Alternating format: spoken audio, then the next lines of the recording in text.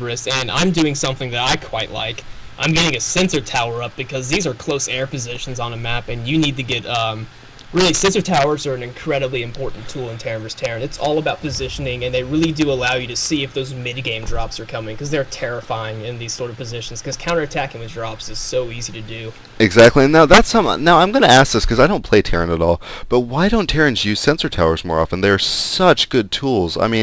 They're not cheap. They do cost 100 gas and 100 minerals, but in the long run, they will relieve so much stress from you because you see when your opponent's units are coming before they ever get there. Looks like Zubrus going to throw down one of his own as well. Kind of nice tucked away in between the starport and the barracks there. So like I said, this pretty much blankets that whole middle of the area. So you're going to know exactly who's coming. And I mean, it's just such a good tool. You know, in these positions, yeah. These positions on Metalopolis are actually incredible for it, because not only does it cover that airspace, but you can see it also covers the ground attack path, at least half of it. So you can just see everything that's coming for you. Things would have to take a very long path around so they wouldn't actually get to you.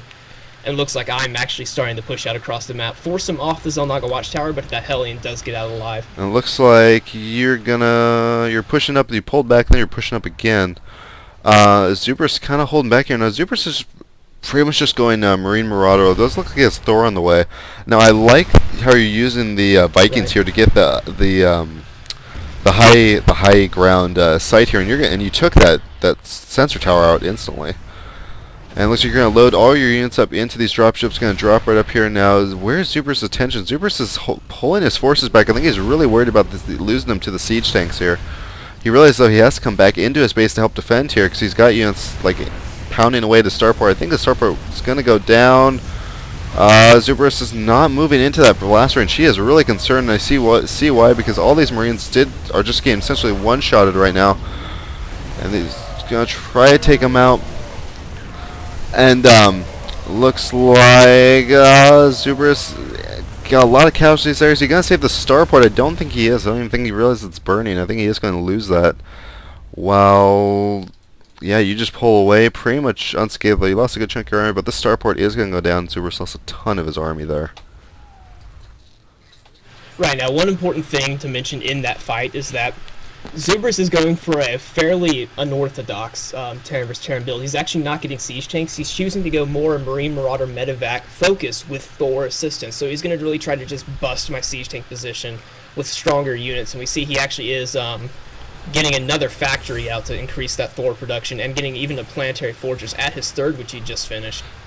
So when I see that, I actually stopped. I saw, like, wait a minute, I don't actually need Vikings anymore because I don't need the spot. I don't need to fight for position with my siege tanks. Because the reason, if you guys are wondering, the reason Terran vs. Terran you see a lot of Viking wars is because siege tanks' fire range is longer than their sight range, so you need air units to spot farther. And in Terran vs. Terran, if you have a lot of Vikings, you can kill your opponent's air, so they can't spot as far as your siege tanks. Once I saw he wasn't going siege tanks, I realized I can just now go medevac instead of Vikings. And you can see I've switched production straight to medevacs, and just almost stopped Viking production completely. Indeed. Now, it looks like what you were saying earlier is true, how you would have to go all the way around to avoid that sensor tower, and that's exactly what Zubrus is doing. He's going the complete long way around the map to get to you. And I don't think you haven't seen anything of it over there. No, you haven't. So he's going to just come right up here on the back of your third. His Thor is just kind of moving in slowly but surely. Your third is up in range. You are morphing into a planetary fortress, along with 3 more barracks going down up there on the high ground with your third. Your siege tanks are not positioned up there defending. Here comes Zubrus, going to stem up real quick, try to get it before the planetary fortress comes. He is focusing it down. I believe he will get this. Yes, he gets it really easily, and he's just going to back out of there. Oh, there's no way, yeah. Right before it finishes, and that's going to just finish that off for him. Of course, I can't cancel the command center that's already done. Zubrus has pretty much dealt his damage there. That really caught me off guard, because in hindsight, definitely having a sensor tower up there would have helped, because, you know, what if he chooses to drop along the side? I forced him to do it. I need to go ahead and spot.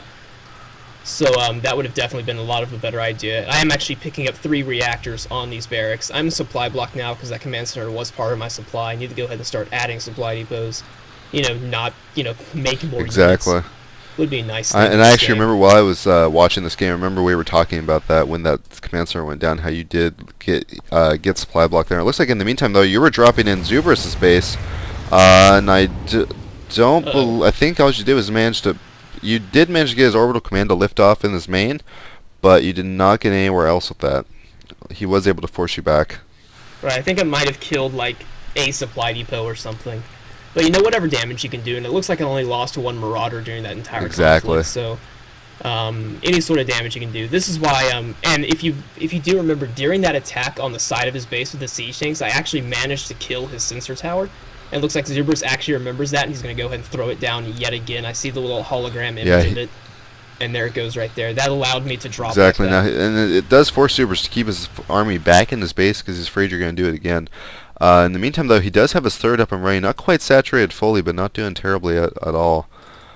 You've got your siege tanks positioned right up front. Now, this is kind of interesting. I do want to kind of ask you about your siege tank position here right into the front, because I feel like these are so easy to get sniped right now because there's no support with them. Your entire army is all the way back. And I feel like these 4 siege tanks are so open. Right, well... Right, exactly. Well, that is a pretty bad place for my siege tanks, but the whole... I'm starting to push forward with them, because I know I'm gonna have the ground control. The whole point of this siege tank positioning is I'm gonna try to take the gold right there, and I really should have actually sieged these other tanks up and moved my Marines a little bit closer up. I think at this point I'm still worried about those counterattacks from the side, so I had my forces pulled a little bit back. But you see me starting to advance my units forward. Exactly, and it looks like Zubrus also is going to take that gold expansion too. I think you two are almost neck and neck. Actually, he started taking his a little earlier than you. But yeah, so I think, right. And the thing about Terran versus Terran, especially on Metalopolis, is these two Zelnaga positions are so vital to being able to have these high yield expansions at all, because of the fact that the siege tanks just bomb them out. As I believe Thors can reach those from the side as well. I just don't think they can do nearly as much damage. It looks like Zubrus is going to run his army up into here. But the siege tank's doing so much damage, just blasting through it. Pretty much all that's left are the Thors. He's going to have to either retreat or move back, and he's trying to retreat, but your army moves right in there. And these Thors just melt instantly to your Marine and Marauder combo. It looks like you're moving your siege tanks up. Does Zubrus have anything to defend? No, he doesn't. He calls GG right there. And that's just exactly what you're talking about, how positioning is so important in that, because had those siege tanks not been sieged, that could have gone such a different way. But because they took out the Marine and Marauder ball instantly, right, and the Thors were left helpless. And with the gameplay Zubrus was doing, you can actually break siege tank lines with what Zubrus was doing. I think he was actually moving it across the map to engage my gold. I'm not sure if he'd actually seen it, but he was probably going to go put on some more pressure. But he probably did not expect my tanks to be sieged right there, and lost a lot of his armory probably just on a move command. And yeah, this pretty much illustrates. Now, what I will say is that close air positions on any map in Terran vs. Terran is always just hell for both players, because of just the frequency of drops. And that's why we were mentioning that sensor towers and these turret rings we both have set up are incredibly important in this these positions. Exactly. Essentially, it makes all Banshees worthless, although I kind of would like to see a couple Banshees come in there from Zubrus. I think it would have helped against these tanks a lot. Would have forced you to move them back a little bit, or waste some scans to detect them. Yeah, he actually rebuilt his starport down there on the bottom and decided just to go ahead and get a reactor, because I think he saw my Vikings and decided not to worry about. He actually did have a Raven earlier on in the game and tried to throw down a point defense drone, but I think it got taken down. I think so.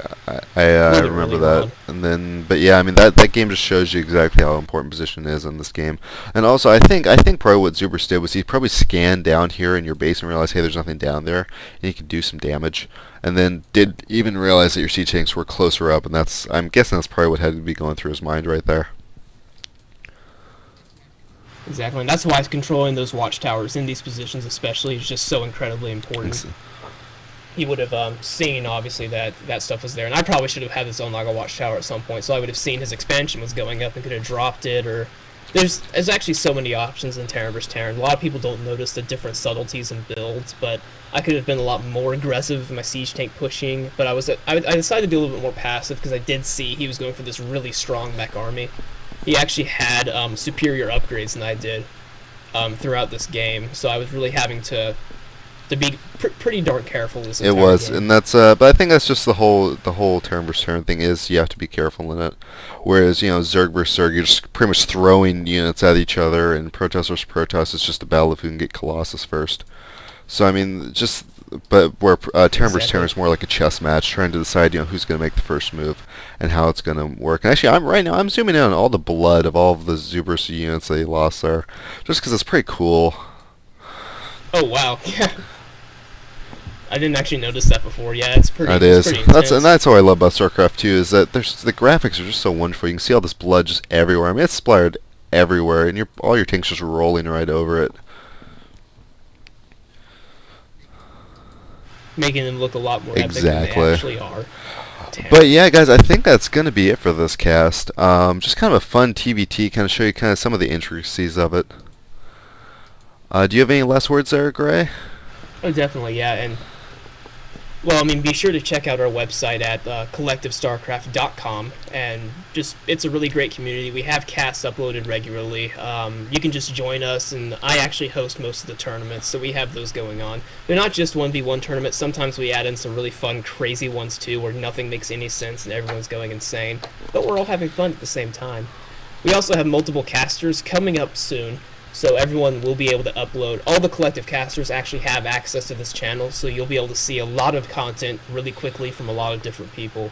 So this is your one-stop shop for collective casts. So Exactly. yippee-doo. Alrighty, guys. Well, I think that's going to be it for us. I guess we'll see you guys next time. Bye-bye. Bye-bye.